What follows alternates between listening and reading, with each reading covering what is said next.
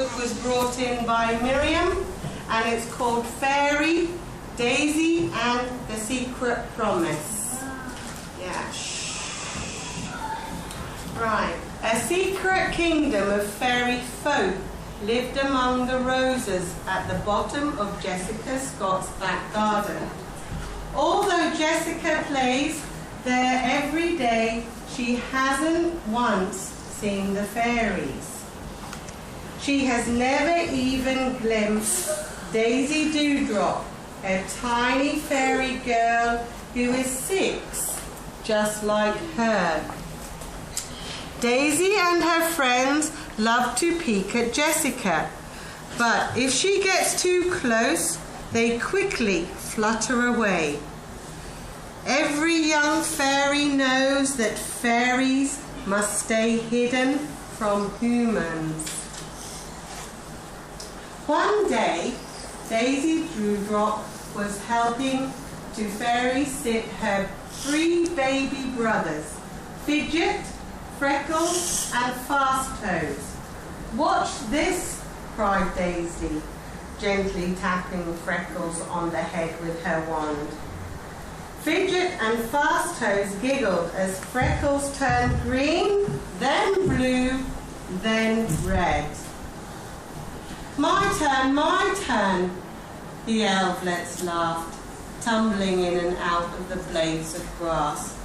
"All right," said Daisy, tiptoeing after them, "but please, sit still first."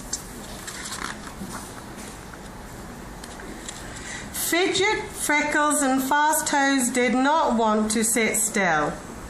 Daisy tried all kinds of spells to keep her brothers amused, but nothing worked. Suddenly, the fairy triplets grinned. "Let's play hide and seek."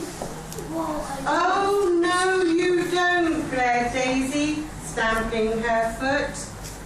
She raised her wand to cast a fairy freezing spell, but somehow the magic missed. Fairy dust was scattered far across the lawn, where Jessica lay colouring on a rug. The little girl found herself being showered in golden sparks. Daisy Dewdrop gasped to see the girl freeze, but her magic was only strong enough to last an instant. Jessica took her head and blinked, then scrambled over to find out what had happened.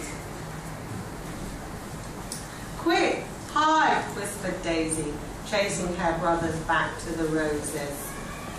Fairies all over the yard fluttered back to their houses.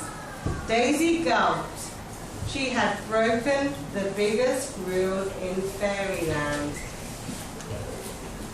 Jessica was now sure there were fairies in her yard and was determined to find them. She searched for them every day.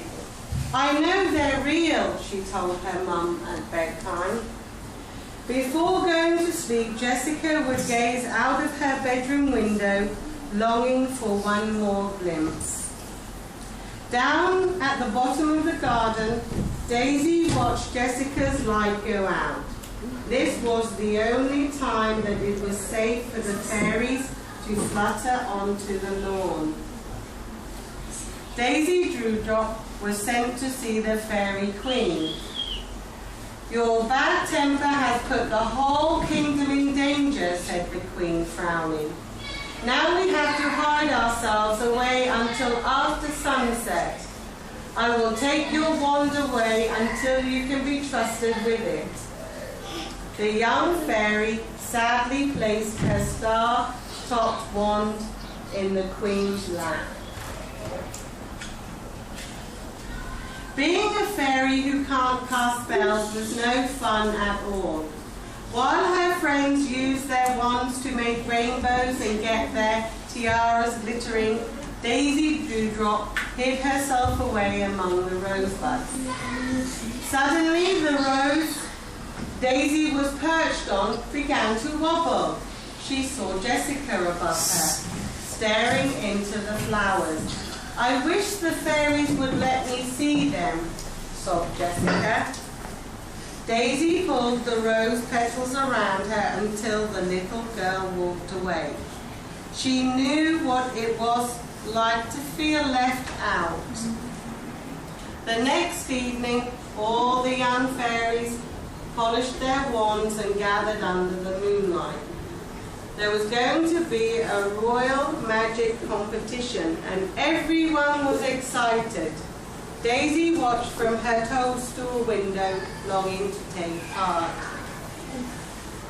At that moment, a line of fireflies appeared, lighting up the garden. The fairy queen stepped out of the darkness, the jewels in her crown shimmering like stars. She looked beautiful. "Good evening, fairies, elves and sprites," said the fairy queen. Her tiny subjects curtsied and waved their wands in a circle around their queen. All of a sudden, a booming voice echoed around the circle. "I found you," said the voice. A giant pair of hands came out of the skies and lifted up the fairy queen. Daisy Dewdrop gasped. The air sparkled as frightened fairies fluttered into the shadows. Jessica was standing in the middle of the lawn, gently cradling the fairy queen in her hands. "I knew I'd find you, even if I had to sneak out in my pajamas," said Jessica. "Please let go of her," called Daisy. But Jessica couldn't hear her. To humans, fairy voices sounded like bells tinkling in a breeze. Daisy saw her big chance. She jumped out of the toadstool house, then hovered up to Jessica's face. Without her wand, all she could do was point to the poor fairy queen. Somehow Jessica seemed to understand. "Oh, I won't hurt her," she whispered. "I just wanted to make sure you were real." Daisy unclipped a delicate chain from around her neck. Jessica looked in wonder at the tiny fairy. "For me, thank you." Then something amazing happened. The necklace glittered and grew until it was just the right size for a girl to wear. Somehow Daisy's kind heart had made one last drop of fairy magic. Jessica released the fairy queen at once. "I won't tell anyone about you, I promise," she said. Daisy watched as Jessica ran home, clutching her fairy necklace and smiling at the thought of her secret promise. As a reward for her bravery, the fairy queen presented Daisy Dewdrop with a very special gift. A brand new sparkling star-topped wand. The end. Okay. It was a lovely story? Yeah. Okay. You want another story? Okay. Wait. I want to see a movie. Wait, we will have a movie. This one. I want to see the movie.